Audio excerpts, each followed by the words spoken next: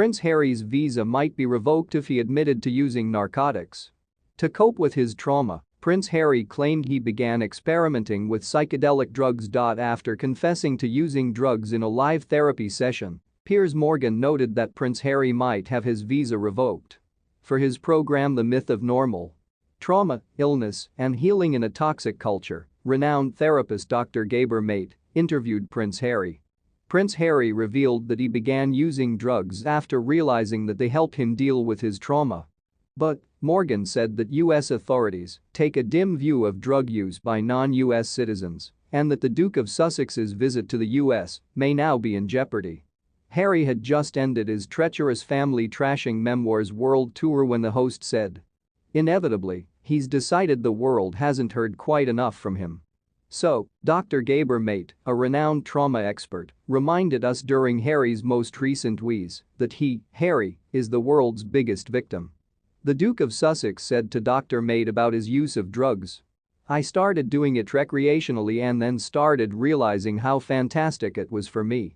I'd say it's one of the essential things that happened in my life that changed me and gave me the ability to cope with the hurts and traumas from the past."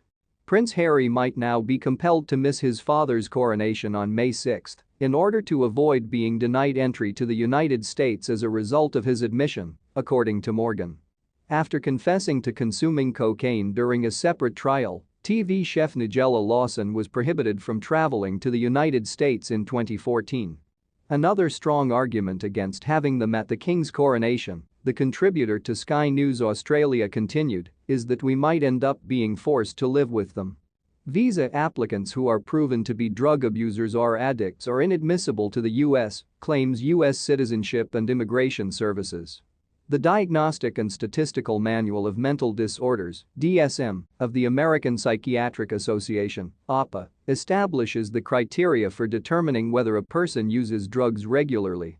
However, as a result of 2010 regulation changes, border agents are no longer required to consider a history of experimental usage when determining whether to grant a visa request. Even if they had no criminal convictions to their name, foreign nationals who applied to enter the U.S. in the past had their applications rejected on criminal grounds. The law specifies that if you have been convicted of a U.S. or foreign law relating to controlled narcotics, or if you have admitted to violating such a law, then you are inadmissible to the U.S., Carnegie Dikmajian, senior attorney at Laura Devine Solicitors, told Vice in 2019.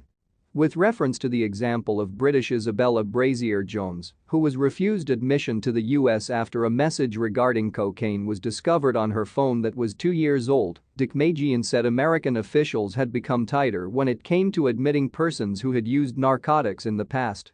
According to recent experience, a simple admission of possessing a controlled substance is enough to prevent entry, he continued. There are legal standards the authorities are supposed to follow, he said.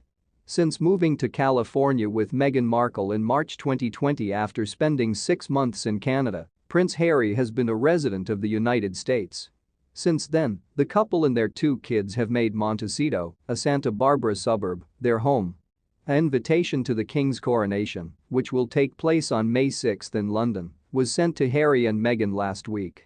The couple, however, has already stated that they won't be confirming their attendance at the service across the Atlantic. Just Louis gets energy out after school, thanks to Kate's excellent parenting style. Prince Louis, the couple's youngest child, is believed to like being outside and frequently requests that his mother Kate take him to a playground after school.